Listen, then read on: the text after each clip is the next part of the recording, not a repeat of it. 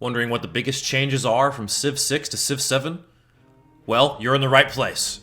Hello everyone, this is Connor. Welcome to CivHaus, and today we're going to be talking about the top 5 biggest changes coming from Civ 6 to Civ 7. Number 1, and what I would argue to be the biggest change coming to Civ 7, is the introduction of ages. For me, this is the most noteworthy and gameplay impacting change that Civ 7 is bringing to the franchise, where players now, instead of going through one continuous long game with a single tech tree like in Civ 6 and games past, you'll instead have 3 distinct ages that you progress through with beginnings and ends to each. These are the Antiquity Age, the Exploration Age, and the Modern Age. In the Antiquity Age, players will develop their very first settlements, start their civilization in the right direction, and will be dealing with the kind of basic early game technology that players are going to be used to. The Exploration Age is much more focused on expanding your empire's reach, traversing different oceans, and meeting all of the other civilizations that you're competing against in the game.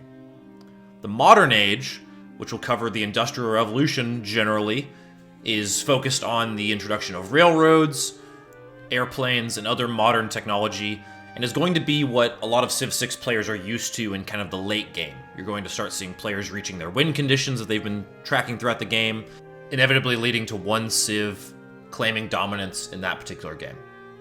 The second biggest change that players are going to notice from Civ 6 to Civ 7 is that you can now play as different civilizations within one game. So how this works is you will pick a leader at the start of the game that's going to have certain characteristics, certain traits, and those are going to give you different civilizations you can start with in the Antiquity Age.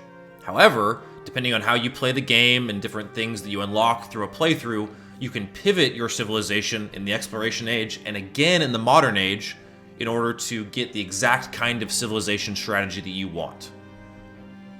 This is going to be one of the things that adds the most depth of strategy in the game, and is also going to be one of the most visually strange things in Civilization 7. I mean, if I have Ben Franklin coming to my borders as Russia in the late game, I'm going to be seriously concerned.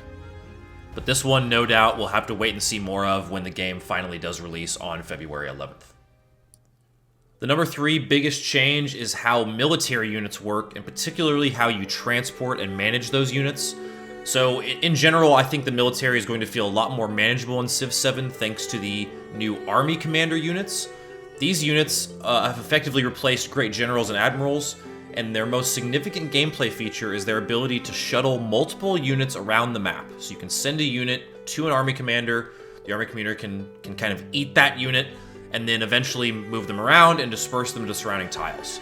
This should make war a lot more seamless and make attacking an enemy's borders that much more devastating, as long as you have the proper setup. Number 4 on our biggest changes list is the adjustments made to cities, towns, and settlers. So there's a lot to cover here. We'll start with settlers. So these units in games past have been able to be captured.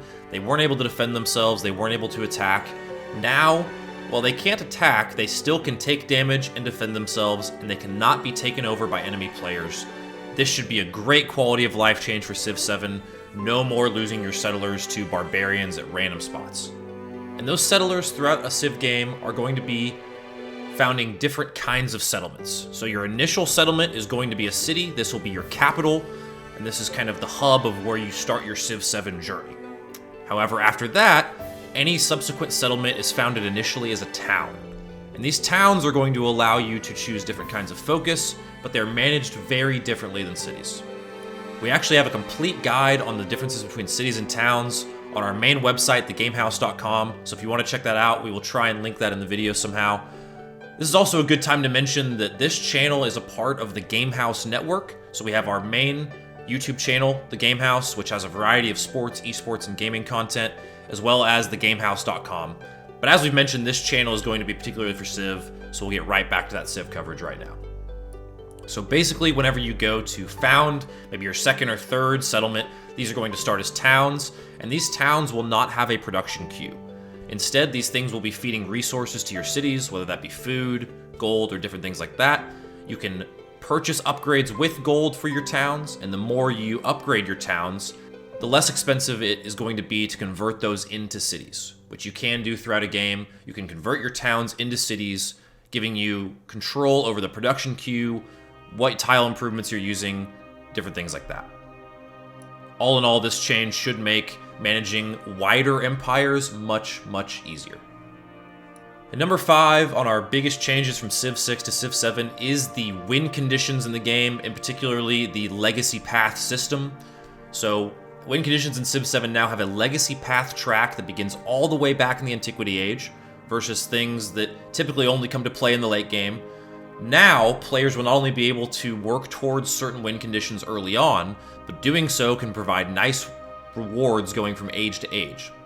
The flip side of this, however, is the addition of Dark Ages, which come from the inverse, essentially not taking time to invest in one aspect of the game or another.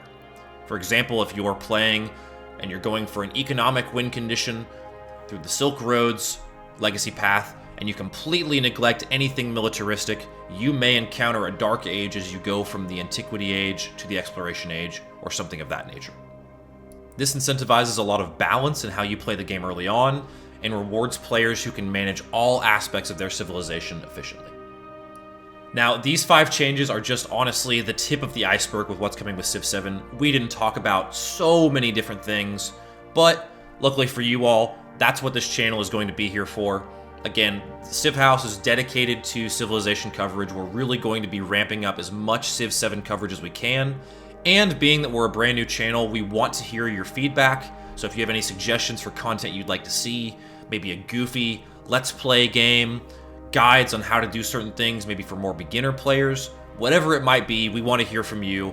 And if you enjoy this content, be sure to like and subscribe. Again, we're a brand new channel, so we would love all the support you all can give us. But for now, that's going to do it for this video. Thank you so much for tuning in. From our house to yours, we hope you join us for one more turn.